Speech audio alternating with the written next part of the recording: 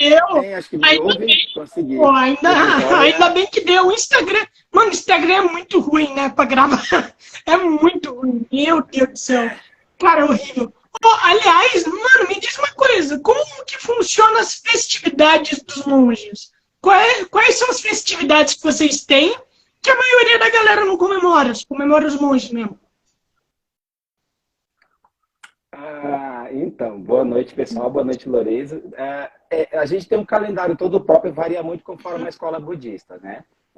Eu preciso falar eu vou falar do Sotosei, que é a tradição a qual eu pertenço, que é do budismo japonês.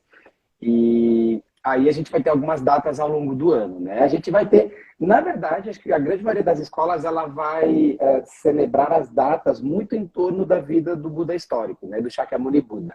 A gente vai ter o nascimento dele, ah, que é celebrado ali por volta de abril, falando da tradição conforme os estudos que pesquisadores fizeram, né? Dentro da nossa tradição. A gente vai ter, obviamente, a lembrança do despertar dele, que é o que se chama de iluminação. Então, a gente tem um retiro muito tradicional, a gente fica 8 dias sentando em zazen de maneira muito intensa, né? A gente chama de Horohatsu Sesshin, é o Sesshin do despertar do Buda. Isso normalmente é de 1 a 8 de dezembro. E a gente vai ter também o falecimento do Buda, né? A gente vai ter também, a gente geralmente faz retiros, né? A nossa celebração é em cima de retiros. E aí a gente vai ter o Parinirvana, né? O Nehan Sesshin, que é o Sesshin do falecimento do Buda, que aí ele deixou uma série de ensinamentos do fim da vida, que ali vai ser na primeira quinzena de fevereiro, né? 15 de fevereiro é o dia que a gente lembra, né? O Parinirvana. Nirvana significa, né, a extinção final, né? O último grande nirvana, né? Que é essa extinção que a gente chama.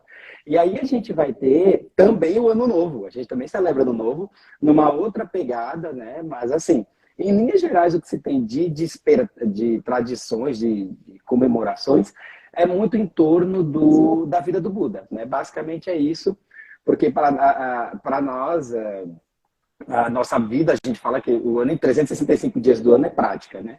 Então é muito em cima do Buda histórico, mas assim, nada impede, gente, por favor, de um budista, obviamente, celebrar Natal, né? Estar com a família, celebrar as datas que a gente tem tradicionais cristãs, tá? Isso não é o impeditivo, até porque é muito comum nas comunidades budistas, é importante falar, fazer retiros durante o carnaval. Então, os nossos carnavais geralmente são sentados em meditação, é retiro. Né? Então, é só para lembrar que a gente também, obviamente, somos pessoas no mundo, né, imersas no mundo. A grande diferença só é que a gente vai ter algumas comemorações muito em cima da vida do Buda histórico. Né? Isso resumindo o calendário da Sotô, né? Porque ainda vai ter, conforme a linhagem, as lembranças dos fundadores, por exemplo. A gente tem 2 fundadores da nossa ordem, né? Que é Rei Dogen e Keizan Jokin, que são 2 mestres que fundaram essa tradição a qual eu pertenço. A gente também lembra a questão da data de falecimento deles, né? Eu sou de uma linhagem, por exemplo, própria, que aí eu vou ter o professor da minha professora, é Zengetsu Suigan.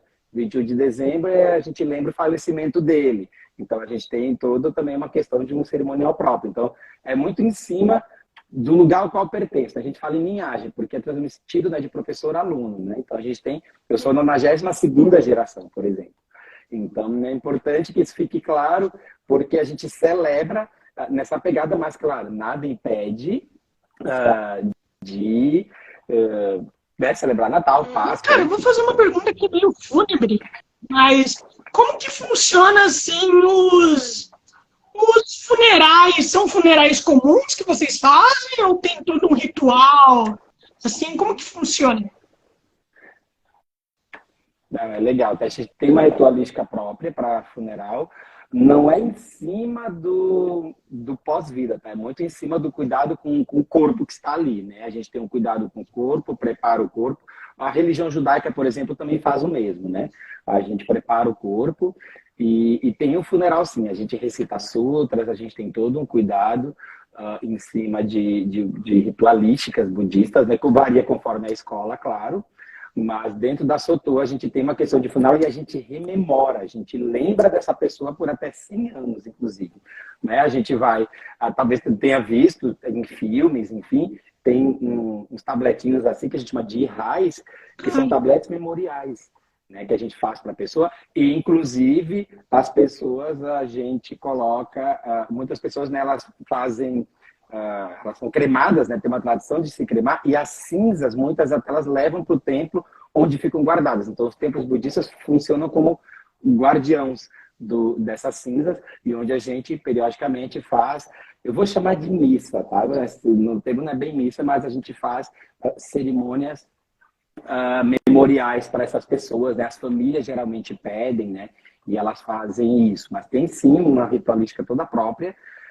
Mas é muito assim, esperando que a pessoa esteja bem, né? Seja onde estiver, né? Na nossa tradição, algumas tradições vão ter um olhar mais para o futuro, para esse pós-vida. No Zen a gente não foca muito nisso, porque o próprio Buda, quando perguntavam para ele sobre questões de vida após a morte, ou ele dizia não sei, ou ele ficava calado, porque o grande foco é o hoje, né? Então a gente tem, claro, um cuidado dentro da tradição budista, mas aí é muito atrelado à cultura, né? O budismo é uma religião que ele é muito atrelada às questões da cultura, né? De, conforme a região, receber os elementos culturais, né? As próprias cores que se usam, as próprias ritualísticas, né? O budismo tibetano, por exemplo, o caminho Vajrayana vai ter todo elemento da cultura tibetana, né? As cores, até a astrologia tibetana tem uma outra pegada, a medicina tradicional tibetana é uma outra pegada. O Soto vai estar muito atrelado à questão da Sotoshu, falando especificamente do budismo japonês, dessa tradição, porque tem várias escolas japonesas, enfim. Cara, e o Dr. Danilo Lima me falou que um desses guardiões é Bodhisattva Kshitigarbha. Kshitigarbha é Desobosatsu, né, para nossa tradição. A gente, como eu falei, eu estou falando da ótica de alguém que é da Soto Zen. Né? Vão ter outros nomes, outros elementos. Né? Bodhisattva são esses arquétipos, vou chamar de arquétipos, que eu não gosto de fazer comparativo, tá? Mas lembraria algo como santos, talvez. Mas são os arquétipos que a gente tem. Então a gente vai ter, por exemplo, Kanon Bosatsu, né? Ou, vou falar um nome bem grande aqui, Avalokitesvara Bodhisattva. Avalokitesvara é o nome em sânscrito, mas é que o nome é em sânscrito. Em japonês é mais curtinho. Canon. Sabe a câmera Canon? A marca da câmera Canon? O nome vem da Kanon Bosatsu, né? Que em chinês é Kuan-Yin. Todo mundo conhece por Kuan-Yin, geralmente. Kuan-Yin é o nome chinês, é por isso que eu digo, o budismo ele é muito conforme o país, né? Então, eu vou ter a Kuan-Yin, que várias pessoas conhecem, talvez tenha até imagem em casa. Vou ter a Avalokitesvara Bodhisattva e vou ter Kanon, ou Kanzeon, em japonês, né? E esse nome Bodhisattva, né, que é o que é dito ali, que acho que o Danilo que falou, né? Bodhi significa desperto, né? E Sattva ser. Então, é um ser que despertou, né? O Bodhisattva, na verdade, na nossa tradição mahayana, a gente seria alguém que abriu mão do despertar, porque todo mundo espera, né, que o despertar, o Nibbana, Nirvana, né? A pessoa tenha isso e fique, né, além das nuvens e tal. Só que o Bodhisattva, né, e nós fazemos votos de Bodhisattva, ele abre mão desse barato para estar no mundo. Para salvar, né? A gente fala salvar todos os seres. Na verdade, é dar oportunidade para que todo mundo desperte. Né? Na nossa perspectiva, especialmente na minha, né? Esse despertar a gente pode ocorrer em qualquer religião, tá? Não é só no budismo, obviamente. Quem pratica, legal, mas o importante é que a gente possa realmente ser esse elemento de transformação social no mundo, né? Seja na religião que for. E aí a gente tem esses arquétipos, né? O Bodhisattva é isso. Eu vou ter a Avalokitesvara, que é o nome em sânscrito, que é Kanon, em japonês, e eu vou ter Kshitigarbha Bodhisattva, que é citado ali, que é Desobosatsu, né? Que é um Bodhisattva, que é um protetor, é considerado protetor das entradas dos templos, protetor das crianças, protetor até das crianças, infelizmente, né? Que chama crianças da água, né? Que são crianças que foram abortadas, né? E, infelizmente, aborto é um tema que é muito tabu, e tem mães que perdem crianças e elas ficam com esse luto não é falado. Aí eu estou falando já no nível de quem é da saúde, né? Porque é um tema que é pouquíssimo falado no Brasil e tem toda uma questão. primeiro do julgamento dessas mães e, obviamente, da culpa dessas mães. Tem a culpa, infelizmente, o luto que essas mães têm e tem uma culpabilização social, né? Independente do tipo de perda que essa mulher teve, né? Intencional ou não, enfim, não é nosso papel julgar no budismo, menos ainda. E aí a gente vai ter, né, o Desobosatsu que cuida dessas crianças, que protege dessas crianças. Cara, É um pouco isso. e me diz uma coisa, eu acho que eu nunca te perguntei isso. Mano, a gente já conversou umas 5, 4 vezes, meu Deus do céu. Cara, Por ia ser um aí. prazer falar com você, aliás, sempre maravilhoso. Cara, eu queria te perguntar como que é, assim, a relação do budismo com as drogas? Qual que é a relação qual que é, tipo assim, a relação não, o que vocês pensam, tá ligado? Por exemplo, por conta que tem, por exemplo, xamãs e coisas assim, que eles utilizam, né, às vezes maconha para poder viajar e coisas do tipo. E no budismo? No budismo, como que funciona? Aliás, a gente tem aqui uma dubladora que também é budista, que é a Beatriz Villa, e eu não sei se tu conhece God of War, não sei se tu conhece o jogo. E ela dubla o jogo de God of War, ela é maravilhosa. E, cara, e daí eu queria saber Legal. qual que é a relação do budismo com as drogas? O que vocês pensam das drogas? Vocês pensam que elas ajudam ou danificam? Legal. Então, no budismo, assim, a perspectiva... Juro, gente, que o que eu vou falar aqui não é de caráter moralista, tá? Nem moralizante. Mas a gente tem, né, dentro do budismo Mahayana, né, porque o budismo tem várias ramificações, e a ramificação ao qual é o Zen é do budismo Mahayana. E a gente tem, então, os preceitos que eu falei, né, que são os preceitos de Bodhisattva. Eles não são exatamente mandamentos, tá? Eles são preceitos no sentido de guias de orientações para a vida, né? Um dos preceitos é não usar, não negociar intoxicantes. Um dos preceitos, tá? E aí, então, a gente realmente não vende, obviamente não vende, e não usa. Por quê? E aí cada escola vai ter a sua prática central. A prática central da Sotosho é o Zazen, ou seja, é esse sentar nesse estado contemplativo meditativo. Então, usar uma substância, ela vai atrapalhar esse processo de observar a própria mente, né? A gente faz, resumindo nos Zazen, que se chama de metacognição. Sou eu observando a minha mente, observando os fluxos mentais. E aí, usar uma substância vai atrapalhar. Então, não se usa, nós não usamos. No budismo Mahayana, na Sotosen, claro, não é proibido eu tomar uma dosinha de álcool de vez em quando, né? Tem gente que toma vinho, enfim. Essa é uma discussão polêmica, eu não vou entrar em contato, porque eu vi que acho que tem pessoas de diferentes ordens budistas aqui. Isso é uma polêmica que vai ter pessoal do budismo Theravada, que não usa de jeito nenhum nem álcool, então eu não vou entrar nessa seara aqui, porque é polêmico. Mas no budismo, realmente, a gente não usa, falando do preceito, estou falando enquanto momento de prática, tá? Como eu falei, a nossa conversa aqui não é moralizante. Eu sei que tem outras tradições que usam substâncias para atingir determinados estados de consciência. Koei Sensei, na biografia dela, fala que chegou a usar substâncias. Ela conta isso, a minha professora. Eu nunca usei, tá? Mas, como eu falei, a conversa aqui não é moralizante. O que eu estou falando é que a gente senta para observar a mente. E aí qualquer substância vai atrapalhar. Não é porque é pecado ou porque é crime. Não é, a conversa aqui não é essa. A conversa é que a gente faz preceitos, e um dos preceitos realmente é não usar intoxicantes, substâncias que mobilizem estados de consciência, porque o foco do Zazen é isso, eu preciso estar inteiro. Eu falo, né, a gente vai falar do Ichigo Ichie, né? Cada instante é precioso, eu preciso estar aqui.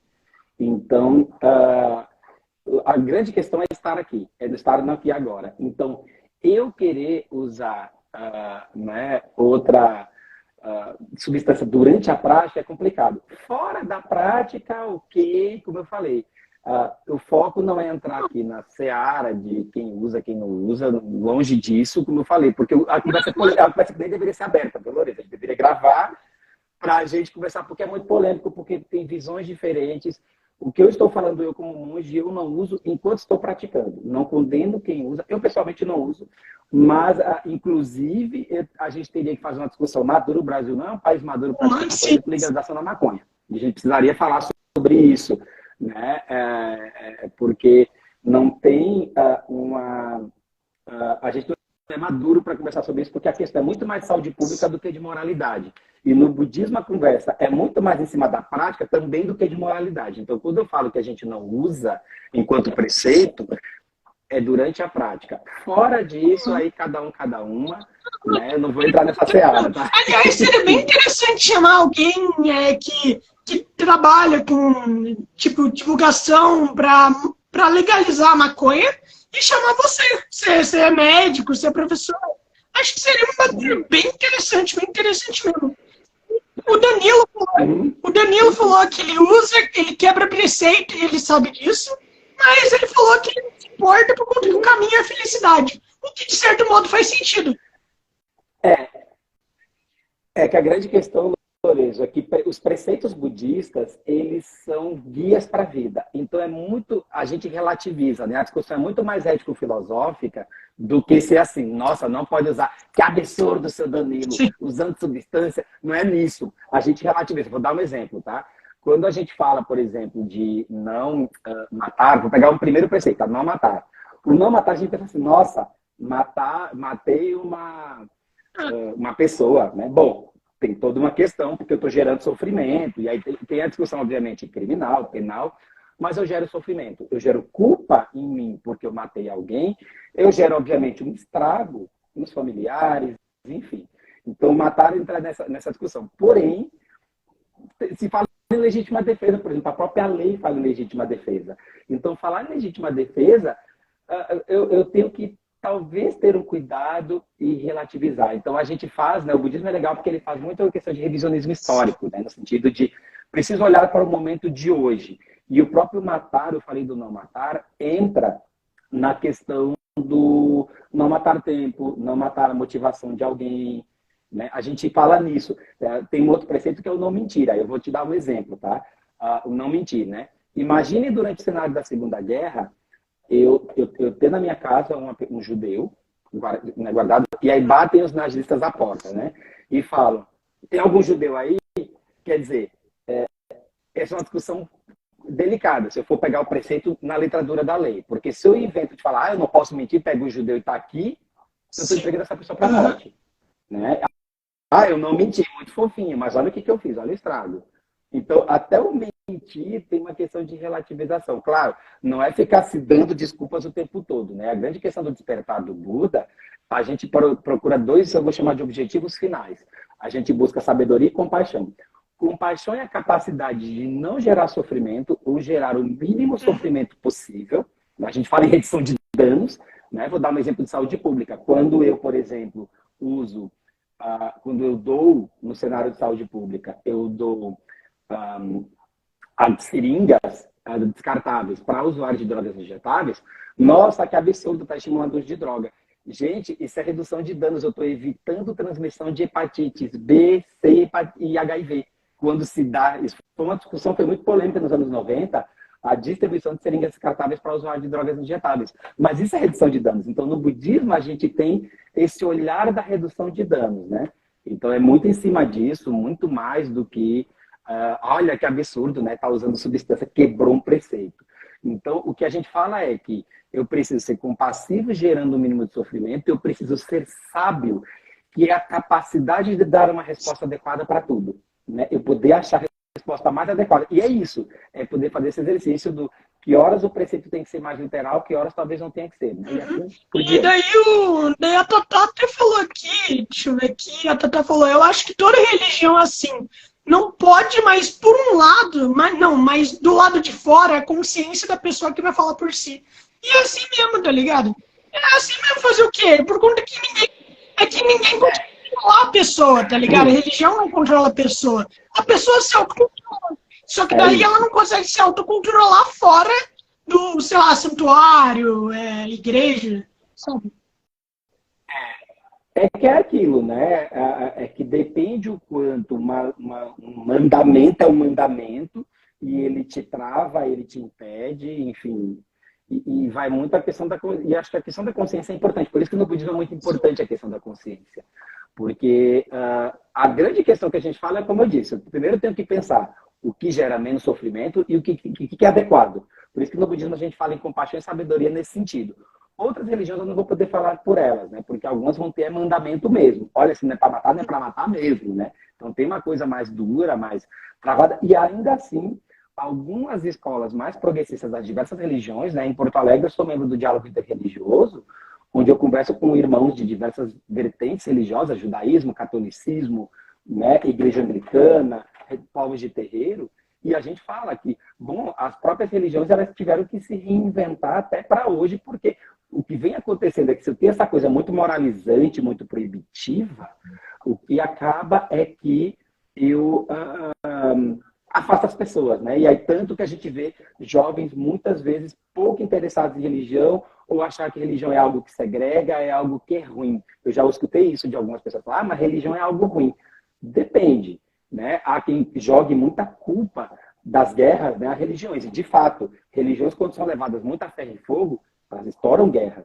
Mas também, se eu aprendo a dialogar, muito mais do que eu dizer, olha, eu sou budista, estou colocando uma muralha, não converso com pessoas de outras religiões, e o que está fora do meu muro está errado.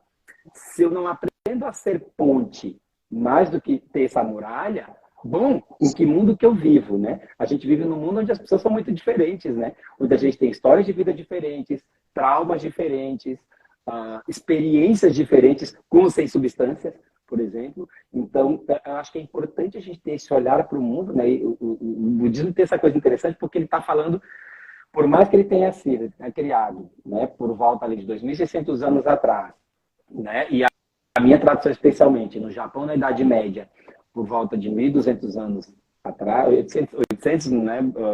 Desculpa, 1.200 anos atrás, por mais que tenha essa questão histórica lá, estou falando de 2023.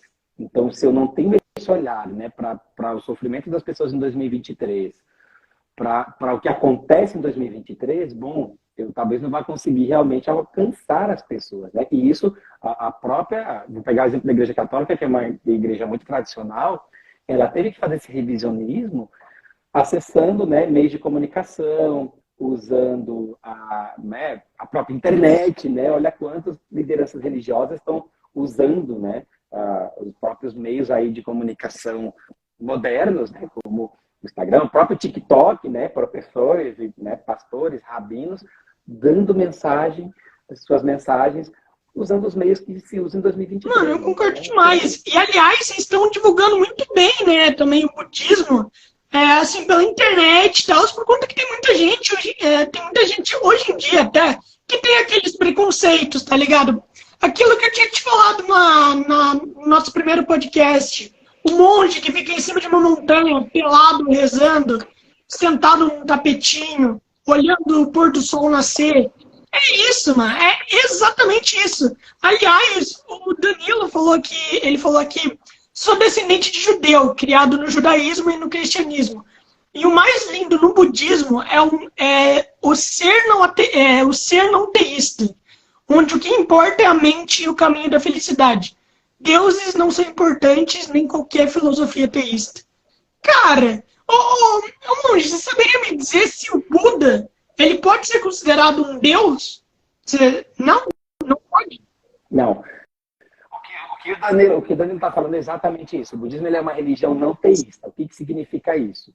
Não tem o conceito de Deus dentro do budismo. Não tem o ser superior, não tem o ser divino.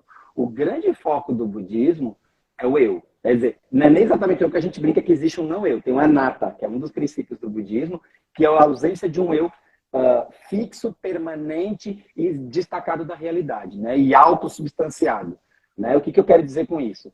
Né? Lembra do Ubuntu, né? Já deve ter falado da filosofia Ubuntu, né? Eu sou porque nós somos. O budismo acredita muito nisso, né? Quer dizer, olha o que a própria pandemia nos causou, né? Pandemia não está dizendo, né? O prefixo pan está dizendo todo mundo. Quer dizer, todo mundo foi afetado de alguma forma. Então, para nós, o conceito de um ser superior não é importante. A gente não rejeita, né, de outras religiões, mas a gente não inclui no budismo, porque o budismo ele é não teísta, ele não é ateísta, ele não nega a existência de um ente divino. Só não é o ponto central, né? A gente não tem um centro. E o Buda, como eu costumo brincar, ele é o que a gente chama de nossa principal referência bibliográfica, como eu gosto de falar.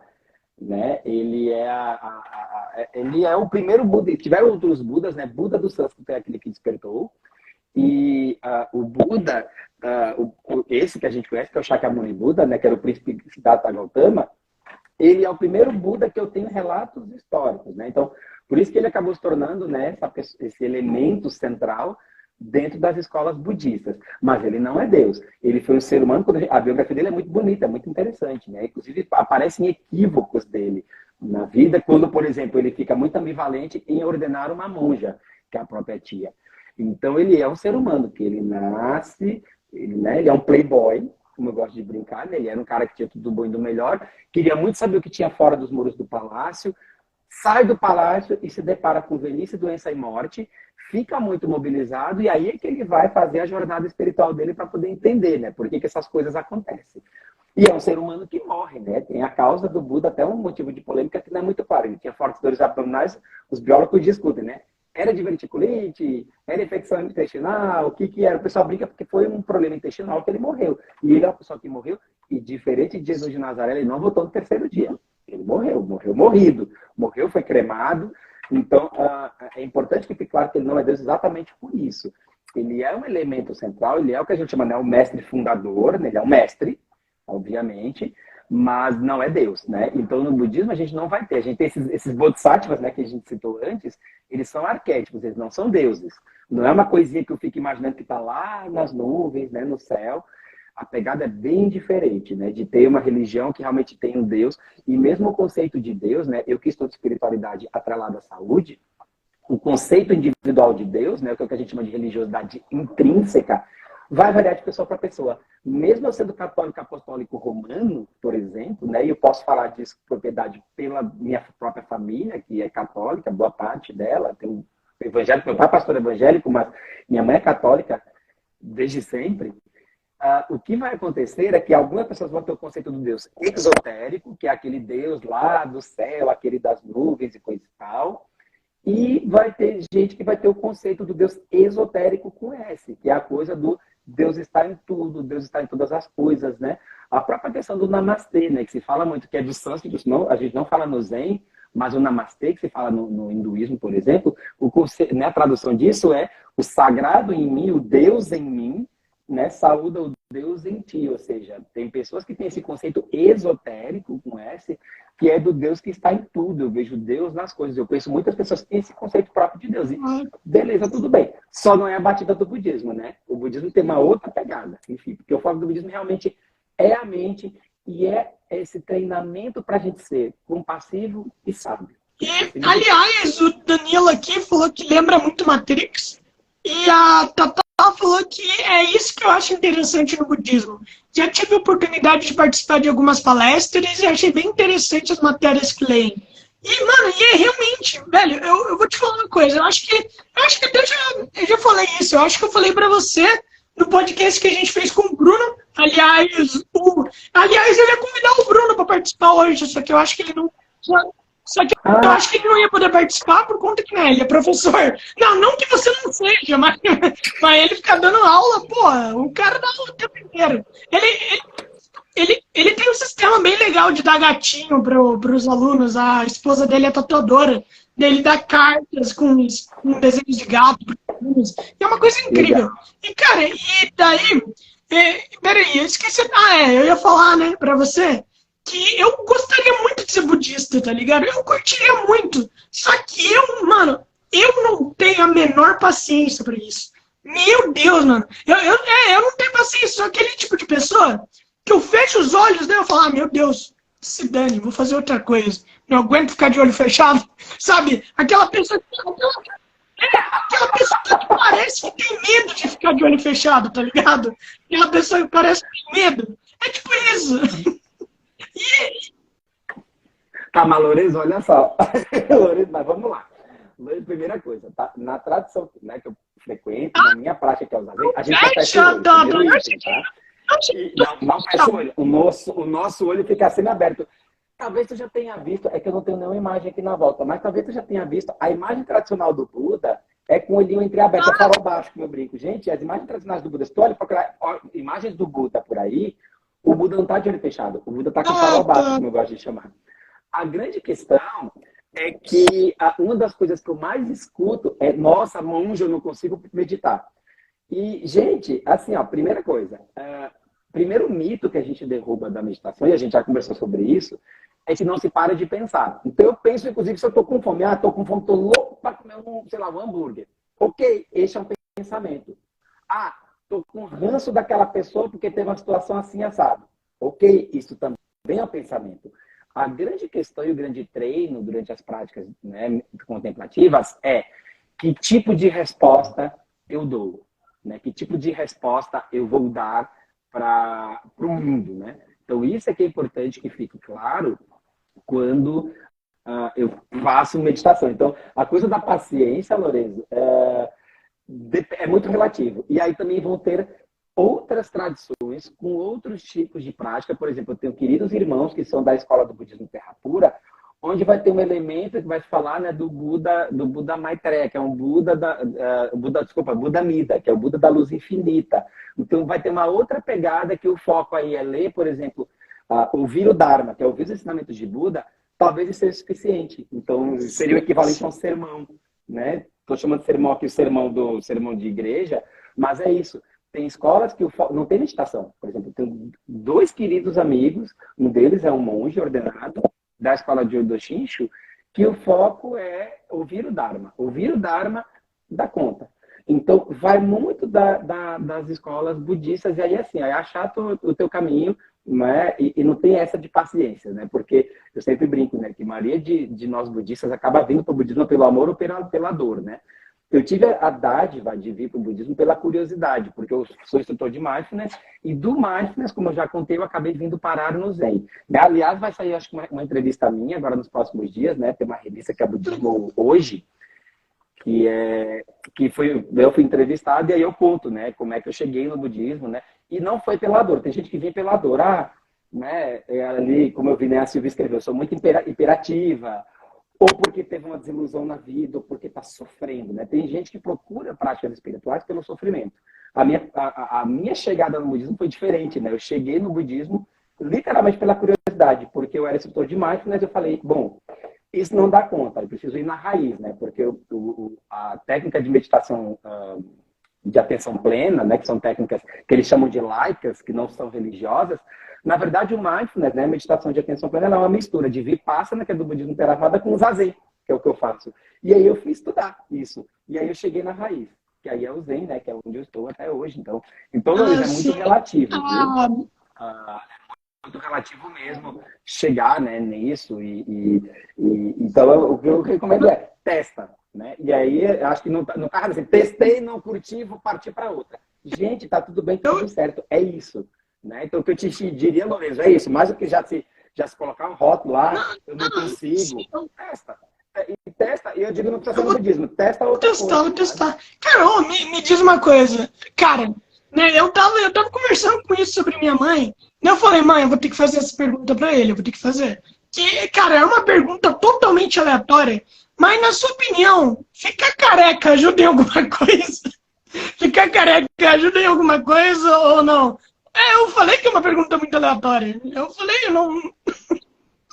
Total. Nós raspamos a cabeça. Eu tenho muito cabelo, né? Eu tenho que raspar agora que eu vi. Eu tenho muito cabelo. Meu cabelo cresce muito rápido. Só que aí nós raspamos, né? Eu brinco que o nosso raspar a cabeça quanto monge, né? Isso é quase que um ato político, né? Porque Buda, o que aconteceu? Pra vocês entenderem, né?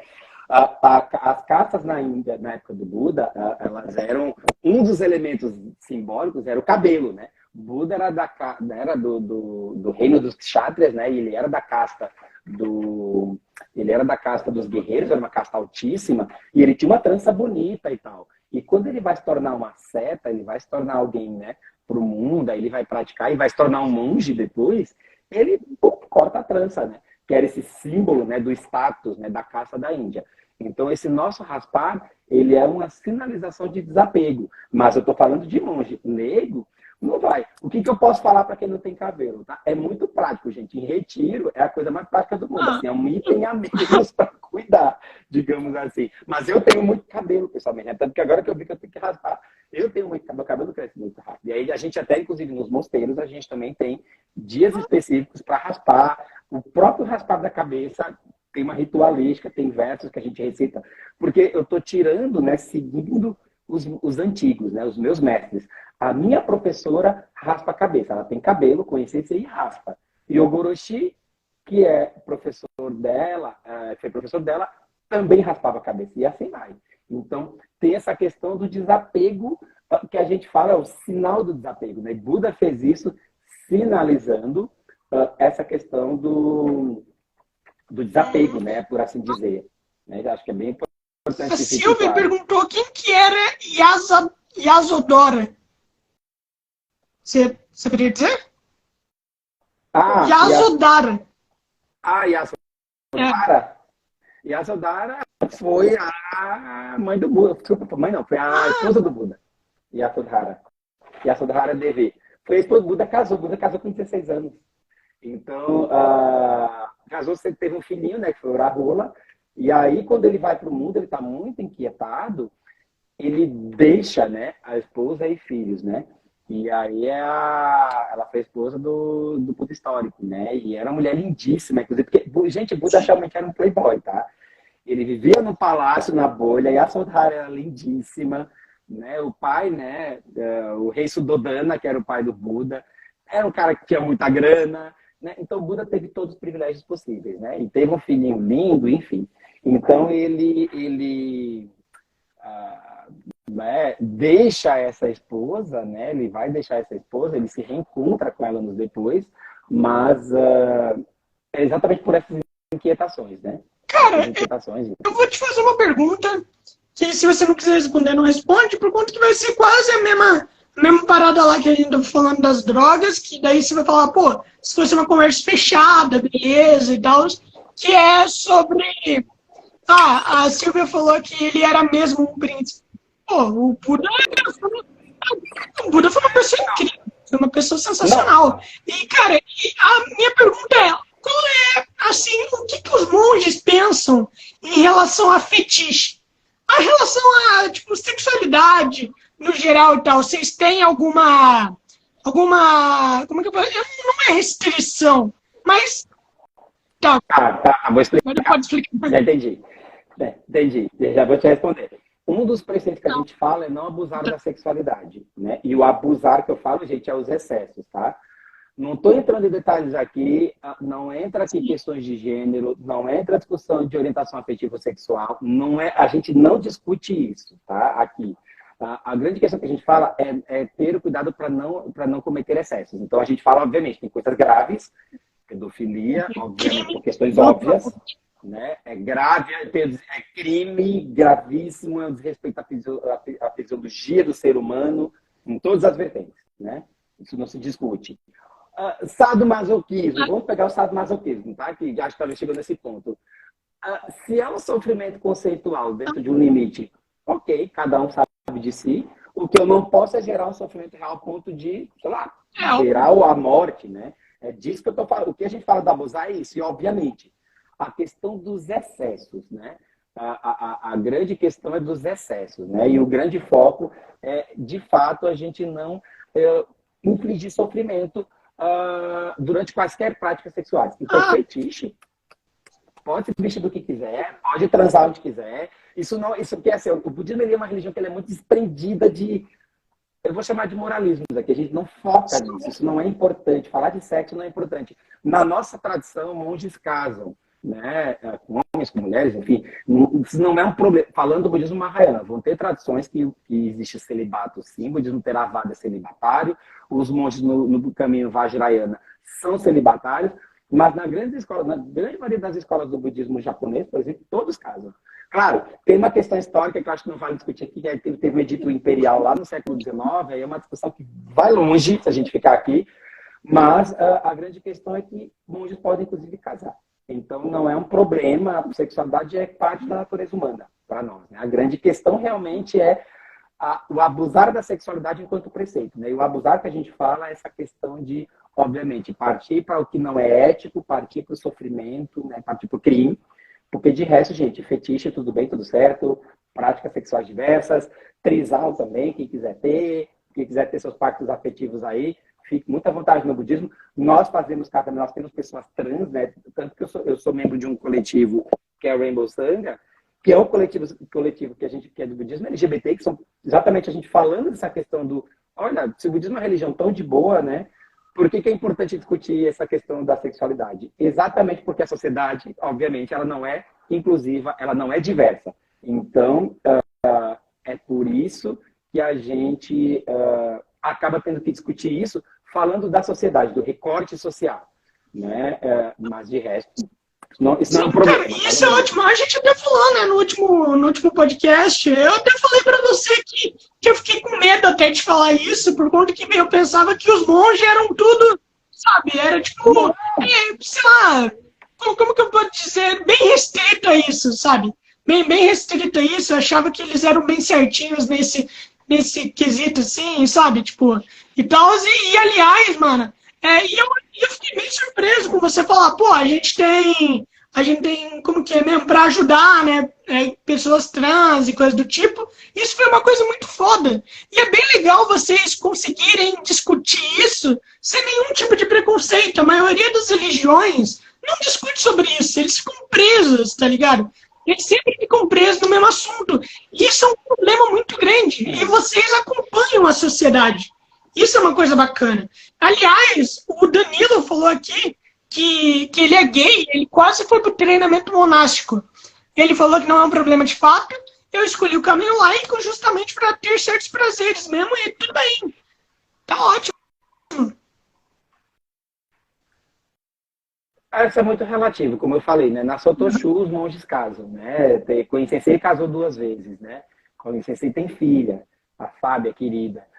Então, depende muito da tradição budista. Tem treinamentos monásticos que realmente não se pode casar, mas no treinamento budista isso não é um problema, né? Tanto que vários de nós são casados e isso não é uma grande questão, né? E a gente realmente tenta discutir nas questões da sociedade, discutir essa questão, né, da diversidade sexual, diversidade afetiva sexual, mas é muito em virtude da sociedade mesmo, porque, por exemplo, os próprios povos de terreiro são uma comunidade, são tradições religiosas que também são muito inclusivas, mas que precisam fazer essa discussão, porque, primeiro, estamos em religiões são feitas de pessoas, e pessoas têm seus preconceitos, mesmo que a religião não diga nada, ainda assim vão vir pessoas para os locais de prática imbuídas dos seus preconceitos individuais, familiares. Então a gente discute isso para que realmente, olha, isso fique claro, né, que isso não é um problema, isso não é uma pauta de discussão dentro do budismo, né, tanto que a gente faz casamento religioso, né,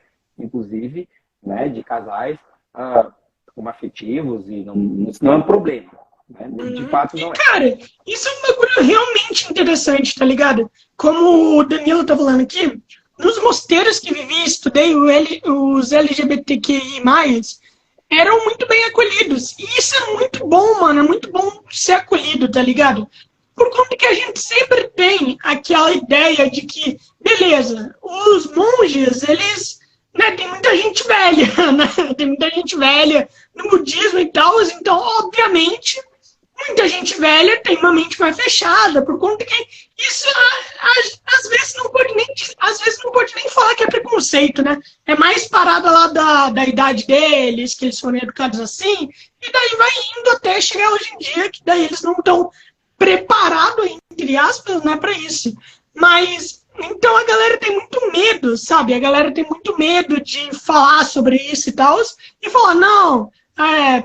caralho, perdi até o raciocínio, desculpa, é o TDAH, gente.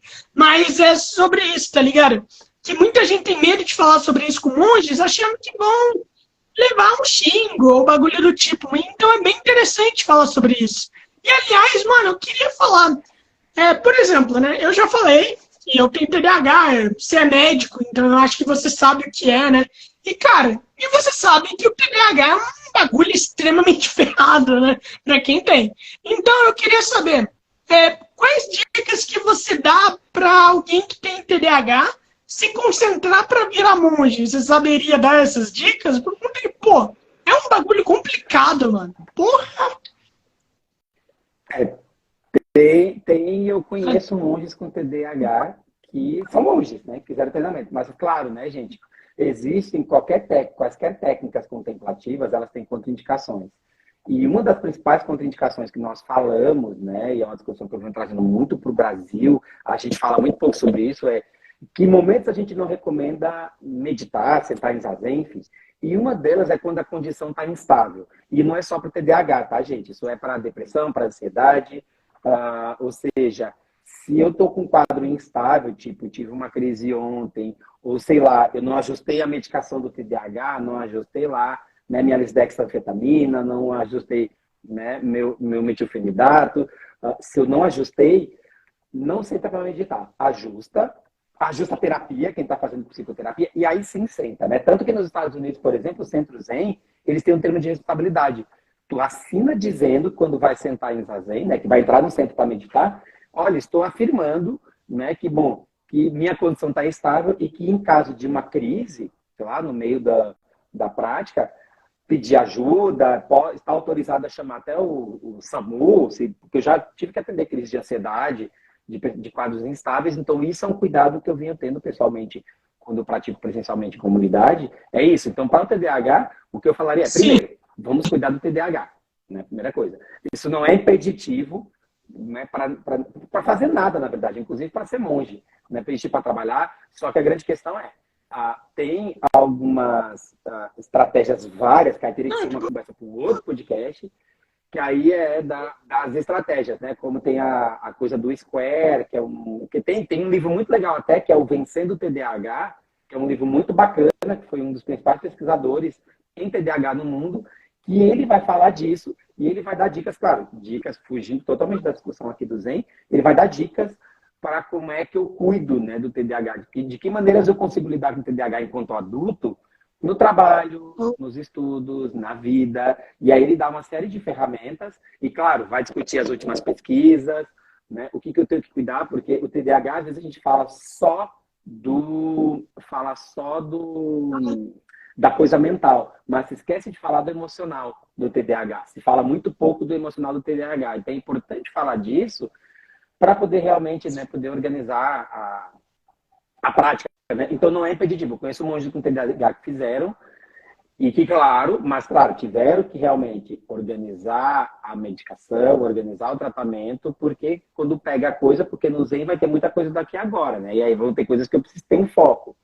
Né? E treinamento monástico, inclusive, até vão te fazer perguntas assim, de como é que está a saúde, vai ter um checklist de medicações, porque é tudo muito regrado, né? No Zen em especial, né? Tem outras práticas que são diferentes, mas falando da tradição a qual eu fiz treinamento, tu tem hora para acordar, tem hora para dormir, tem hora para comer, se come em silêncio, se te designa uma atividade, tu vai fazer ela de cabo a rabo, até o que se fala é que quem tem TDAH, das pessoas que eu conheço, que até elas acabam tendo menos crises, aprendendo a ter esse foco, né? Porque o que acontece, né? O TDAH, hoje em dia o bicho vem pegando, porque a gente é bombardeado por estímulos, né? Então, isso, gente, não precisa eu ter o diagnóstico do TDAH para a gente ver. Às vezes vai acontecer vou responder uma mensagem de WhatsApp pro fulano. Entrou a notificação daqui do Instagram, deu. Começa a entrar em coisa, daqui a pouco aparece um Reels, aparece uma história do cachorrinho, aparece uma notícia. Quando a gente olha, passaram-se 1h30 e eu esqueci de mandar aquela mensagem lá do início. Então, tem essa questão que o mundo vem nos bombardeando de informações, né? A galera do jornalismo me ensinou que ao longo de um dia a gente absorve 1 trilhão de informações. Um meme, uma notícia, uma notícia, um livro novo, uma música nova, um lançamento de qualquer coisa. Então, é muita informação para absorver ao longo do dia, né? E agora a gente tem múltiplas redes, né? A gente tem o Instagram, que a gente está aqui, mas aí tem a turma lá do TikTok. E aí tem outras redes lá, né? Tem agora a alternativa lá do Twitter. Enfim, então tem muitas redes. Então, é muito caminho de dispersão. Né? Tem gente que eu estava vendo gente do Zen que está trabalhando no metaverso, olha que loucura. Então, se a gente realmente não aprende a ter esse foco, vou chamar assim, a gente não treina isso, de fato passa perrengue. E não é só para quem tem ideia da HH, não, viu, Lourenço? Isso é para qualquer pessoa, porque o mundo ele tem esses distratores, né? Tanto que a palavra de ordem hoje em dia, do mundo corporativo, né? No meu trabalho civil, eu trabalho com gestão, uma coisa que se fala é a coisa da procrastinação, né? Porque é exatamente isso. Ah, eu tenho uma atividade para entregar. Aí eu estou aqui no computador, né? E vamos lá. Ó, Chega tanta coisa, né? Aí chega o e-mail, e aí é isso. Chegou a notificação do Instagram, por exemplo, deu, né? Porque aí a gente vai para Nárnia, né? Como eu digo. A gente vai para outro lugar, e aí é isso. E, obviamente, para TDAH é mais pô, sofrido. o problema, mano, aliás, você que é médico, né? Você sabe, né? Que a maioria dos problemas neurológicos e tal, cara, é muito pouco falado, é muito banalizado, por conta que a galera fica o tempo inteiro falando, eu tenho isso, tenho isso, tenho isso. E daí, quando tem de verdade, ninguém acredita e ninguém sabe realmente como que funciona. Entende? E também tem um problema que a maioria dos jornais, notícias e tudo mais, só bota, tipo, problemas psicológicos, mas só mostra como que é pra criança. Esse que é o problema. Não é verdade? Todos os jornais, todas as reportagens só de criança. Nunca mostra como que afeta a vida adulta, até por conta que problema neurológico não tem cura, né? Não tem cura, não dá. Então, você tem que mostrar como que funciona para adulto. Aliás, o Danilo falou aqui, ó, eu tenho cifose e não consigo sentar em zazen. Eu deito tudo, eu deito tudo adequado, quando bem acompanhado. Quando eu levei espadada de madeira nas costas, expliquei e fui acolhido em outras técnicas. Explicando que a espadada era leve, era só um ritual. Caralho, mano, mas espadada? Não. Deixa eu explicar. Não. O que ele está falando é uma coisa chamada Kiyosako, é um bastão de madeira, é que o bastão ele representa a espada de um dos bodhisattvas que a gente falou aqui, na verdade, que é o Monju Bosatsu, que é o Manjusri, que é a espada, a gente fala, é a espada que corta as delusões da vida. Só que ela é um bastão de madeira. Mas é bem gostosinho de receber na mão, porque ela é quase uma massagem. O que acontece? Vai ter um monge, geralmente é um monge antigo que anda, né, com a espada, ao longo do Zendô, ele vai caminhando a passos muito lentos. Quando eu quero, durante o meio, né, isso geralmente é em retiros, né, no dia a dia normalmente não tem, isso é mais em sessões, em retiros. Eu vou lá, coloco as mãos com palma, né, peço, eu chamo ele vem, ele encosta aqui, o barulho é meio esquisito, assim, porque faz um barulho, parece um tchá, uma coisa meio, parece que tá apanhando, né, porque é uma varinha de madeira, assim, mas é uma delícia, é bem gostoso, quando a gente tá muito tenso, porque é isso, retiros são muitos períodos parados por muito tempo, então, obviamente, o corpo sente, né, o corpo, no retiro, ele vai sentir, né, lembrar que a meditação, práticas contemplativas, elas são como se fossem, imagina a musculação, né, musculação mental. Então, obviamente, eu vou ter cansaços. Então, eu vou ter isso, né? Lá, essa espada, que é o que eu saco, mas que é muito gostosinho de receber. Ele não é ruim, né? Essa espada, ele é representação de uma espada, mas é um bastão de madeira. Tem um bastãozinho que fugiu até da tela aqui, ele é maior do que a tela, tá, gente? Aqui é pequenininho, ele é maior, e aí a pessoa anda lá, e a pessoa vai, mas isso é em retiro, geralmente, são coisas mais internas, mas é bem gostosinho de receber, não é ruim, pelo contrário, eu adoro quando tem que eu saco em retiro, porque é uma massagem, e é um chamado para despertar, né? Quando toma lá, aquela coisa lá, o corpo acorda, né? É aquilo que a gente fala, inclusive, quando a gente está em processo contemplativo e muito tempo parado, é comum, gente. E aí, falando no TDAH, as próprias questões corporais vão me distrair. Eu estou com uma coceira no nariz, eu estou com uma dor no joelho. Então, esses distratores, eles acabam também nos tirando do foco. E o treino é treino, gente. O treino que a gente fala na meditação é isso. Eu estou vendo que estou com coceira no nariz, estou vendo que estou com o joelho lá com a perna dormente, mas beleza, eu vou treinar, eu vou observar isso. Então, é desse lugar que a gente fala, e é como eu falei antes, não é só para o TDAH, né? Eu achei muito legal, Lourenço, falar dessa questão das condições banalizadas, né? Que falou do TDAH, que é só falado em criança, e muito recentemente começou a se falar em adulto, né? Porque tem outras condições também que ficaram muito banalizadas, que é a questão como é que chama? Do burnout. Vou dar um exemplo aqui. Tudo é burnout. Tipo assim, tive uma briga no trabalho, estou burnout. E burnout também é uma condição que é banalizada. Burnout é uma doença ocupacional, é importante que fique claro, que ela vai ter critérios muito específicos. São 3 critérios para ser mais exato, assim como o TDAH também vai ter critérios. Então não é porque, como eu brinquei, né? Chegou uma notificação do Instagram e eu me perdi, que eu tenho TDAH. Eu me distraí porque a distração realmente, a maneira de se distrair nas redes sociais é grande, né? Para todo mundo. O TDAH ele é mais sofrido. Mas acho que é bem importante essa reflexão que tu traz, Lourenço, porque tem muitas condições que são banalizadas hoje em dia, né? Eu me lembrei do TDAH e me lembrei do burnout, que é uma outra coisa. Tretei com um colega do trabalho, no trabalho. Estou em burnout. Não, o burnout é outra questão. Ele vai falar em exaustão, ele vai falar em perda de rendimento, ele vai falar de uma coisa chamada de personificação, que é quando eu crio um certo cinismo. Eu fico, em profissões da saúde, né? Isso aconteceu com a pandemia, a gente entra no que se chama de fadiga da compaixão, que é quando, por exemplo, a pessoa que está lá com dor, né? Eu meio que faço pouco caso. Então, tem uma discussão. Então, tem critérios específicos para condições específicas, né? É importante que fique claro, é bem legal essa tua reflexão acerca de determinadas condições que são banalizadas. Isso é bem interessante. Aliás, eu também toquei nisso por conta que a Silvia também tem TDAH, então acho bem interessante falar isso com o médico. O Danilo, ele tem cifose, depressão nos episódios de burnout, e a Silvia não consegue amadurecer. Ela falou que ela não consegue amadurecer também. Eu já tenho TDAH, mas minha mãe, ela também está desconfiando que eu posso ter um pouquinho de autismo também. E eu acho isso bem interessante para conversar. Eu sei lá, né, mano? Que é meio foda você falar, pô, tem um pouquinho de autismo. Não, tem que ir lá, né, analisar para ver, mas tudo bate. Mas se tudo tá batendo, é provável, mas não é que eu tenha, é só provável de ter. E, cara, e daí a gente já tá chegando aqui a quase 10h30, não quero que fique... Pô, mano, não quero que fique tarde pra você. A gente sempre conversa muito tarde, né, mano? Sempre muito tarde, mano. Cara, então a gente vai acabando por aqui. Cara, eu só queria te agradecer. Eu quero te convidar, aliás, para fazer uma outra live pra gente conversar sobre isso mesmo, sobre essa coisa de banalização das doenças e como isso afeta muito. Porque recentemente eu tô ficando o tempo inteiro vendo páginas falando sobre TDAH. Os caras só falam o básico do básico. Daí o que acontece? Aquela galera do Facebook fala, eu também tenho, só porque viu uma página falando que se distrai e faz mal. Olha só, agora eu tenho. E, cara, isso me irrita muito. É tipo, provavelmente, o que tu vê sobre budismo também na internet. Também você fala, mano, não dá, mano. Não dá, tá ligado? Vocês...